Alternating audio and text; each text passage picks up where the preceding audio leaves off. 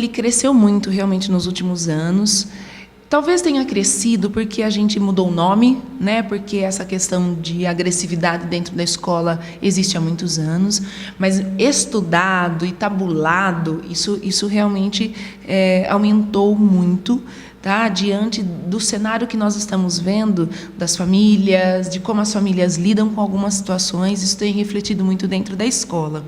Nós temos 2 cenários dentro de escola. O cenário feminino, tá? Geralmente as meninas, elas agridem a outra de uma forma mais emocional, porque elas xingam mais, elas falam coisas que deixam a outra menina constrangida, né? Elas pegam alguma coisa, uma característica física dessa menina e elas ficam em cima disso, falando, até que a outra criança fique extremamente constrangida. Já o cenário masculino é de maior agressividade física. Eles também falam palavrões, eles também acabam pegando características do colega, mas geralmente existe muita agressão física dos meninos, né? Porque ele é menor, ou porque ele é mais gordinho, ou porque ele está vestido assim, ou está vestido assado, ou tem um jeito assim. Então, só que eles partem para a agressão física, e isso está muito sério, né? Essas crianças geralmente ficam muito isoladas. As crianças que sofrem bullying, elas se isolam, elas não confiam no outro, elas têm uma dificuldade maior de fazer amizade depois, né? E elas ficam muito perdidas, geralmente, né, no período de entrada da escola ou no intervalo de recreio. São os horários em que mais acontecem as situações de bullying. Uma das características da criança que sofre bullying é a tristeza.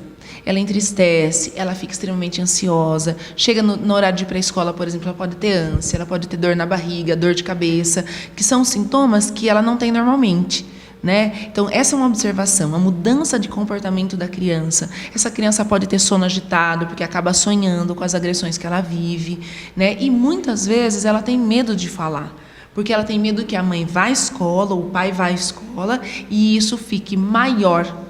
A criança nunca acredita que um adulto indo na escola isso vai se resolver. Ela acha que a situação vai ficar exposta e ela vai sofrer mais retaliações ainda em cima disso.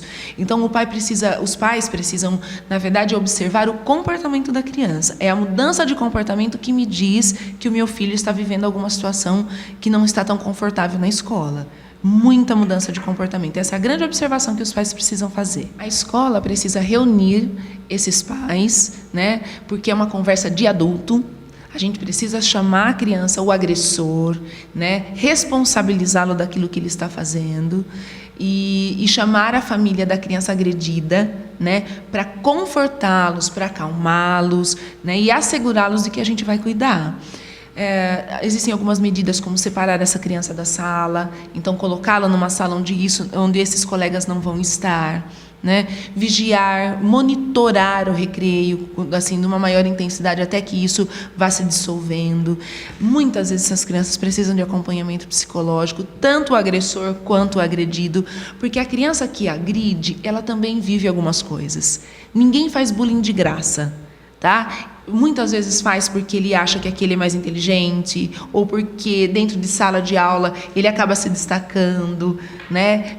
Então, a criança que agride, ela tem um histórico também que nos chama muita atenção, daquilo que ela vive na casa dela, às vezes os pais que não têm uma parceria muito boa, né? Então, muitas coisas estão em jogo, tanto para o agressor quanto para o agredido. Então, as duas crianças precisam de socorro, as duas crianças precisam de atendimento psicológico.